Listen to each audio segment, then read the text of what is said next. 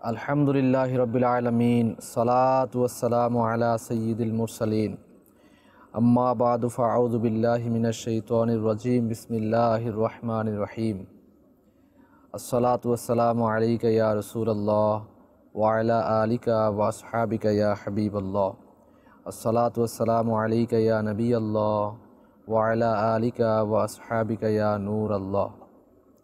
দূরে এবং কাছে, দেশে এবং প্রবাসে যারাই আমাদেরকে দেখতে পাচ্ছেন, অনুষ্ঠান হুজুর গৌসে পাক রহমতুল্লাহি তাআলা আলাইহির কারামত, এই অনুষ্ঠানে আপনাদেরকে জানাই স্বাগতম। আমরা আগেই জানিয়েছিলাম সফরত রয়েছি আমরা, আর এই সফরের মধ্যেই থেকেই হুজুর গৌসে পাক রহমতুল্লাহি তাআলা আলাইহির কারামত সম্পর্কিত আমরা কিছু বয়ান শ্রবণ করব ইনশাআল্লাহ। আসুন শুরুতেই দুরুদে পাকের ফজিলত আমরা জেনে নিই।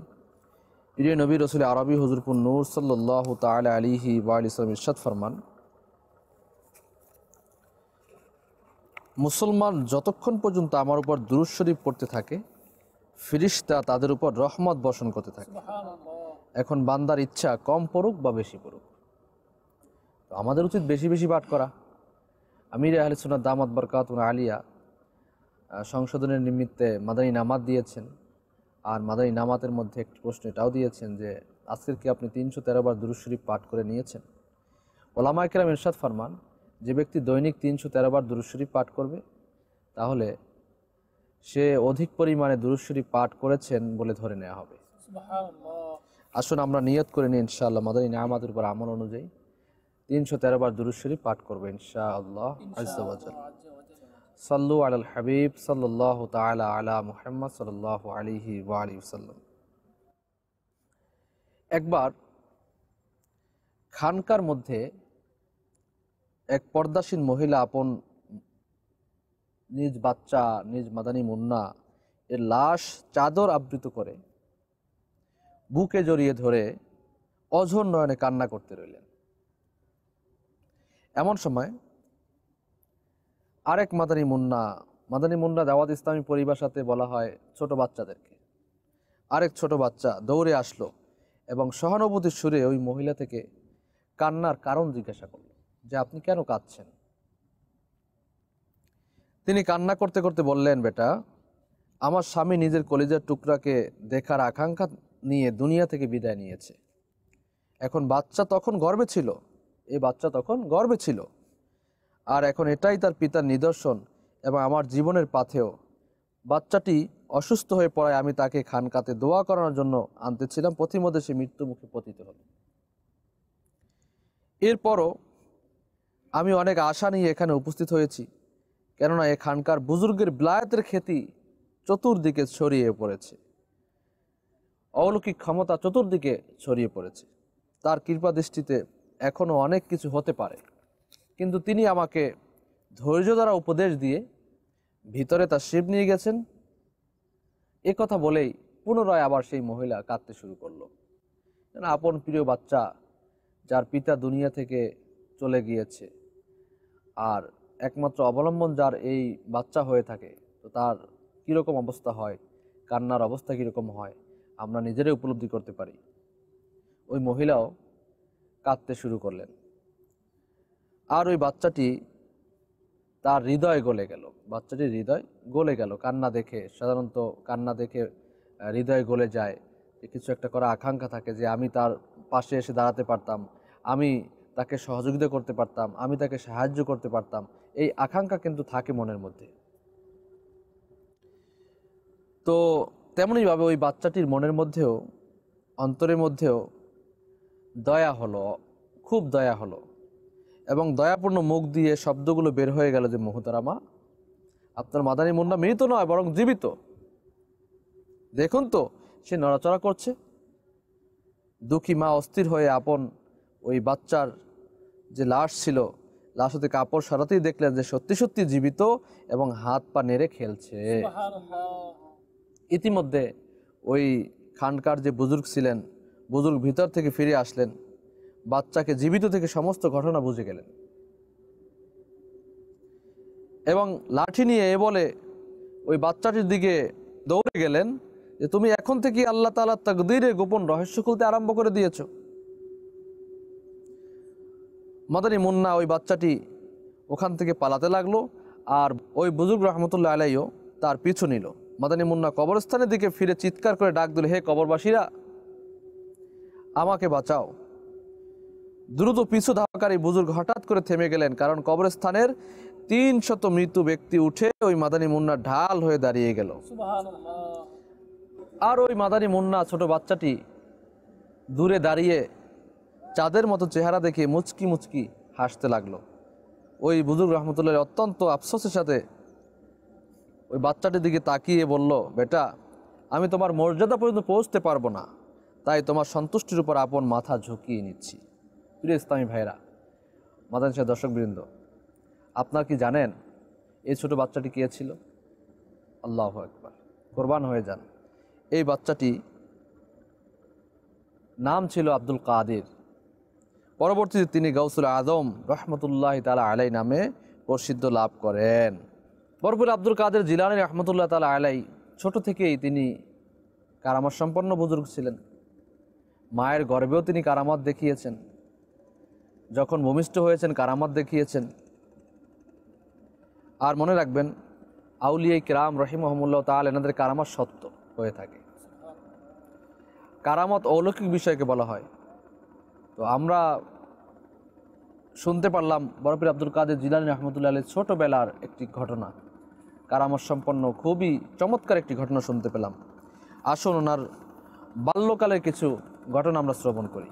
প্রিয় ইসলামী ভাইয়েরা, মাদানী দর্শক শ্রোতা, কেননা হুজুর বরপুর আব্দুল কাদের জিলানী রহমতুল্লাহ তাআলা আলাই তিনি জন্মগত ওলি ছিলেন, জন্মগত ওলি। আল্লাহু আকবার। তিনি রহমতুল্লাহ তাআলা আলাই এখনও মাতৃ গর্ভে ছিলেন। আর যখন তার আম্মা হুজুরে হাঁচি আসতো, তখন আলহামদুলিল্লাহ আজ্জা ওয়াজাল তিনি বলতেন। তার আম্মা হুজুর যখন আলহামদুলিল্লাহ বলতেন, আর বরপুর আব্দুল কাদের জিলানী রহমতুল্লাহ তাআলা আলাই পেটের মধ্যেই এর জবাবস্বরূপ ইয়ারহামুকিল্লাহ বলতেন। আরেকটি ঘটনা বর্ণিত রয়েছে যে শাহেনশাহ বাগদাদ হুজুর গৌসে পাক রহমতুল্লাহ তাআলা আলাই পহেলা রমজানুল মুবারক রোজ সোমবার সুবে সাদিকের সময় দুনিয়াতে তাশরিফ আনেন। আর ওই সময় ঠোঁট একটু একটু করে নড়ছিল এবং আল্লাহ আল্লাহ শব্দ আসছিল। সুবহানাল্লাহ বিহামদি। দেখুন না, মাতৃ গর্ভের মধ্যে তিনি হাঁচির জবাব দিতেন। যখন ভূমিষ্ঠ হলেন, তার জবান থেকে আল্লাহ আল্লাহ শব্দ আসতে শুরু হয়ে গেল। আল্লাহু আকবার। আর আমাদের সমাজের মধ্যেও বাচ্চা ভূমিষ্ঠ হয়, দুনিয়াতে আসে, তাদের জবান থেকে আমরা কিরূপ আলোচনা শুনি, কিরূপ শুনে থাকি। এ হচ্ছে মা বাবার ইবাদত যে করতেন, মা বাবা যে আল্লাহ তাআলার প্রিয় বান্দা এবং বান্দি ছিলেন, এর একটা লক্ষণ এটা। আর যেহেতু হুজুর গৌসে পাক রহমতুল্লাহ তাআলা আলাই তিনি মাদারজাত ওলি ছিলেন, জন্মগত ওলি ছিলেন। আরেকটি ঘটনা শ্রবণ করি। যেদিন তিনি রহমতুল্লাহ তাআলা আলাই এর জন্ম হয়, তো ওই দিন তিনি রহমতুল্লাহ তাআলা আলাই এর জন্মভূমি জিলান শরীফে 1100 বাচ্চার জন্ম হয়। তাদের সবাই ছেলে সন্তান ছিল এবং সবাই আল্লাহর ওলি হয়েছিল। হুজুর গৌসে পাক রহমতুল্লাহ তাআলা আলাইয়ের বদৌলতে আল্লাহ তাআলা এই মহান একটি যে কাজ, 1100 বাচ্চা জন্ম হয়েছে জিলান শহরের মধ্যে, এবং সকলে আল্লাহ তাআলার ওলি হয়েছিলেন গৌসে পাকের সাদকায়। কেননা গৌসে পাক রহমতুল্লাহ তাআলা আলাইহি সকল ওলিদের সরদার, সকল ওলিদের যে বিলায়াত পায়, বিলায়াত হুজুর গৌসে পাক রহমতুল্লাহ তাআলা আলাইহির দরবার থেকে আসে। আল্লাহ তাআলা যে বন্টনের যে সিস্টেম রেখেছেন, এই বন্টনটা হুজুর গৌসে পাক রহমতুল্লাহ আলাইহির মাধ্যমে বন্টনটা করে থাকেন। মনে রাখবেন, মহান রব্বুল আলামিন আল্লাহ তাআলা নিজ ইচ্ছায় সকল কিছু করতে পারেন। কোন বললে সব কিছু হয়ে যায়, হয়ে যাও আর হয়ে যেত। কিন্তু মহান রব্বুল আলামিন এই 7 আসমান জমিনকে একদিনে সৃষ্টি করেননি, পর্যায়ক্রমে সৃষ্টি করেছেন। সকল কিছু পর্যায়ক্রমে সৃষ্টি করেছেন। এর কারণ হচ্ছে আল্লাহ তাআলার হিকমত। আর এই হিকমত এটাও আমাদেরকে বুঝতে হবে যে আল্লাহ তাআলার যে কুদরত রয়েছে, শক্তি রয়েছে, শক্তি আল্লাহ তাআলার প্রিয় বান্দাদের মাধ্যমে প্রকাশিত হয়। যেহেতু গৌসে পাক রহমতুল্লাহ তাআলা আলাইহি জন্মগত ওলি ছিলেন, তাই শুরু থেকেই তার থেকে অলৌকিক বিষয় প্রকাশিত হতেছিল। আমরা শুনছিলাম যে বড়পীর আব্দুল কাদের জিলানী রহমতুল্লাহ যেদিন জন্মগ্রহণ করেছেন সেদিন জিলান শহরে কত বাচ্চা জন্মগ্রহণ করেছে? 1100 বাচ্চা জন্মগ্রহণ করেছে এবং সবাই আল্লাহর ওলি হয়েছিলেন। এটা হুজুর গৌসে পাক রহমতুল্লাহ সাদকায় হয়েছিল। আল্লাহ তাআলা আমাদেরকে আল্লাহ তাআলা প্রিয় বান্দা হিসেবে কবুল করুক, আমিন। মনে রাখবেন, আল্লাহর ওলিদের সোহবতে থাকা, আল্লাহর ওলিদের সান্নিধ্যে থাকা, আল্লাহর ওলিদের সাথে যোগাযোগ রাখা এটা আমাদের অতীব জরুরি। কেননা দুনিয়ার মধ্যে নবুয়ত আসা বন্ধ হয়ে গেছে, নবী আর আসবেন না। আমাদের আখিরি নবী, প্রিয় নবী রাসূল আরবি হুজুর নূর সাল্লাল্লাহু আলাইহি ওয়াসাল্লাম, এরপরে আর কোনো নবী আসবেন না। এখন একমাত্র আল্লাহর ওলিদের, আল্লাহ তাআলার প্রিয় বান্দা দরজা খোলা রয়েছে, আল্লাহর ওলি হবেন। যুগে যুগে আল্লাহর ওলিরা এসেছেন, তেমনইভাবে হুজুর গৌসে পাক রহমতুল্লাহ দুনিয়াতে এসেছেন এবং ওই সময় 1100 বাচ্চাও দুনিয়াতে এসেছেন। হুজুর গৌসে পাক রহমতুল্লাহ তাআলা আলাইহি ইনিও আল্লাহর ওলি ছিলেন এবং যুগে যুগে আল্লাহর ওলি হয়েছেন। আল্লাহর ওলিদের কাছে যাওয়া এবং তাদের কাছ থেকে দোয়া নেয়া, তাদের কাছে বসা অনেক বড় সওয়াব রয়েছে। বলা হয়েছে, কিতাবের মধ্যে বর্ণিত রয়েছে যে উলামাদের জিয়ারাত, হক্কানি আলিমের জিয়ারাত করাও সওয়াব রয়েছে এবং গুনাহসমূহ মিটিয়ে দেয়। যেহেতু আল্লাহর ওলিগণ আলিম হয়ে থাকেন, ওলামা হয়ে থাকেন, সেহেতু তাদের জিয়ারাত করা সওয়াবের ব্যাপার এবং তাদের কাছে বসা, তাদের সঙ্গ অবলম্বন করা, আল্লাহর ওলিদের সঙ্গ অবলম্বন করা, এটা আপনার বেরিয়া নফল ইবাদতের চেয়ে উত্তম বলা হয়েছে। সেহেতু আমরাও যারা আছি, আমরা ইনশাআল্লাহ তাআলা আল্লাহর ওলিদের জিয়ারাত করব, তাদের সান্নিধ্যে বসব। আমি আপনাদেরকে বলবো যে বর্তমান বিশ্বে মহান ওলিয়ে কামিল আমির আহলে সুন্নাত হযরত আল্লামা মাওলানা আবু বিলাল মুহাম্মদ ইলিয়াস আতার কাদরি দামাত বরকাতুন আলিয়া, ওনার সঙ্গ অবলম্বন করা। বলবেন যে কীভাবে সঙ্গ অবলম্বন করব? তিনি তো অনেক দূরে, তিনার দেশে। আলহামদুলিল্লাহ মাদানী চ্যানেলের মাধ্যমে লাইভ চলে আসেন, লাইভ আসেন, ওনার মালফুজার শোনা, ওনার কথা শোনা, এর উপর আমল করা, উনি যে কিতাব লিখেছেন এরপর পরে পরে আমল করা, ইনশাআল্লাহ তাআলা আল্লাহ চায় তো অনেক পাথেও আমাদের সৃষ্টি হবে। আসুন আমরা গৌসে পাক রহমতুল্লাহ তাআলা আলাইহি এর আরেকটি ঘটনা আমরা শ্রবণ করে নিই। হুজুর গৌসে পাক রহমতুল্লাহ তাআলা আলাইহি জন্মগ্রহণ করার পরপরই রোজা রেখেছেন। সুবহানাল্লাহ বিহামদিহি। কেননা তিনি দিনের বেলায় দুধ পান করতেন না। যখন সন্ধ্যা হয়ে যেত, মাগরিবের আজান দিত, তখন তিনি দুধ পান করতেন। এটা কিন্তু একটা অলৌকিক বিষয়। আমাদের সমাজের মধ্যে কোনো বাচ্চা যদি এরকম হয়ে যায়, তাহলে কিন্তু তাকে দেখার জন্য কত মানুষ চলে আসবে। দিনের বেলায় খানা খাচ্ছে না, দিনের বেলায় খানা খাচ্ছে না, সে সন্ধ্যা হলেই খানা খায়।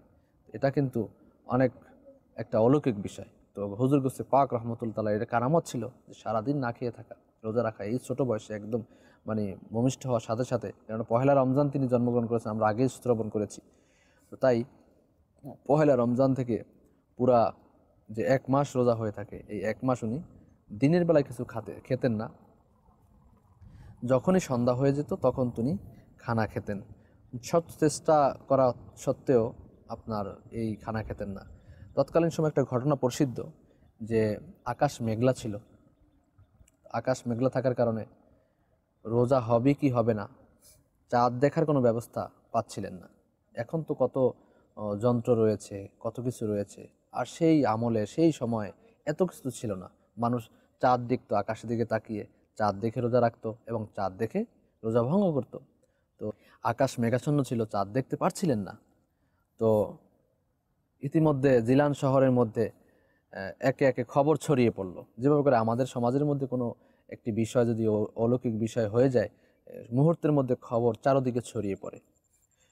কোনো গুজব হলেও গুজবও রটিয়ে যায়, আর কোনো খবর হলেও খবরও রটে যায়। তেমনইভাবে হুজুর গৌসে পাক রহমতুল্লাহ তাআলা আলাইহি তিনি দিনের বেলায় যখন খানা খাচ্ছিলেন না, তো সবাই ওই আইয়ামে শক বলা হয় ওই দিনকে, যে রোজা রাখবো কি রাখবো না। তো সকলে এভাবে যখন খবর রটে গেল যে এই মাদানী মুন্না, ছোটো বাচ্চা আজকের ভূমিষ্ঠ হয়েছে, আজকে দিনই কিছু পান করছেন না, মুখের সামনে খাবার নেওয়া হচ্ছে কিন্তু উনি খাচ্ছেন না, এর কারণ কি? এর কারণ হতে পারে তখনকার ওলামায়ে কেরাম এবং যারা ছিলেন তারা মনে করলেন যে অবশ্যই এটা এই ছোট বাচ্চার কারামত, এবং তিনি রোজা রেখেছেন যেহেতু সন্ধ্যার পরে খানা খাচ্ছেন। তো তেমনিভাবে চাঁদ দেখার অবসান ঘটে গেল, ওই দিন থেকেই রোজা হয়ে গেল। সুবহানাল্লাহি বিহামদি। আল্লাহ তাআলার প্রিয় বান্দাদের কাছ থেকে কেমন কেমন কাজ নিয়ে নিচ্ছেন এবং কেমন কেমন উম্মতের রেহনুমা বানিয়ে নিচ্ছেন। হুজুর গৌসে পাক রহমতুল্লাহ তাআলা আলাইহি এমন একজন ব্যক্তিত্ব, এমন একজন শখসিয়াত, জিনার থেকে অসংখ্য কারামত অর্জন হয়েছে, অসংখ্য কারামত প্রকাশিত হয়েছে। এগুলো ছোটবেলার কারামত, এখনও ভূমিষ্ঠ কেবল হয়েছে, এখন থেকে শুরু হয়ে গেছে কারামত। সুবহানাল্লাহি বিহামদি। আল্লাহ তাআলা আমাদেরকে আল্লাহর ওলিদের পদাঙ্ক অনুসরণ করার তৌফিক দান করুক। আল্লাহ তাআলা আমাদেরকে আল্লাহর ওলিদের সান্নিধ্যে থাকার তৌফিক দান করুক, আমিন। মনে রাখবেন, হুজুর গৌসে পাক রহমতুল্লাহ তাআলা আলাইহি এর আব্বা হুজুর আম্মা হুজুর খুবই নেককার ছিলেন, খুব পরহেজগার ছিলেন, যার পদৌলতে আল্লাহ তাআলা তাদের গর্বের মধ্যে এমন একজন সন্তান দান করেছেন যার নাম আজ পর্যন্ত, কিয়ামত পর্যন্ত এনার নাম থাকবে ইনশাআল্লাহ তাআলা। মানুষ নিবে, ওনার মুরিদান থাকবেন, ওনাকে মাননেওয়ালা থাকবেন।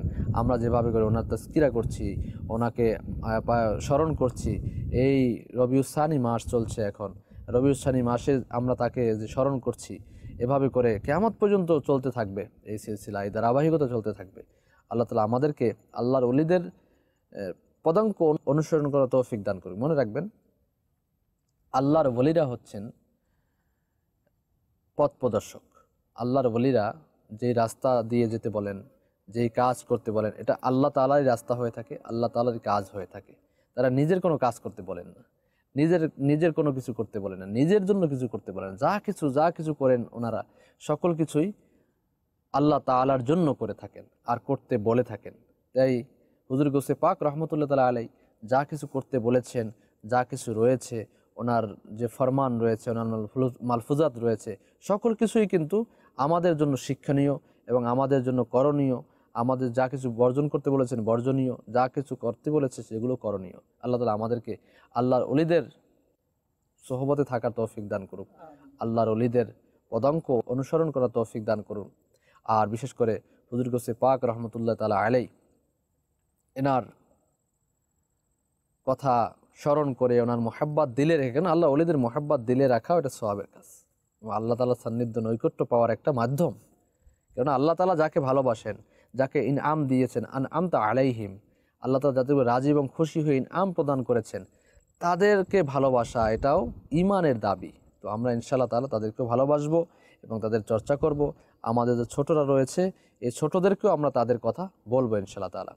আমরা ধারাবাহিকভাবে ইনশাআল্লাহ সফর জারি রয়েছে আমাদের, আর এই সফরে ধারাবাহিকভাবে আমরা কারামত শুনবো ইনশাআল্লাহ তাআলা। আমাদের সাথেই থাকুন, মাদানী চ্যানেল দেখতে থাকুন। সাল্লু আলাল হাবিব সাল্লাল্লাহু তাআলা আলা মুহাম্মদ সাল্লাল্লাহু আলাইহি ওয়াসাল্লাম।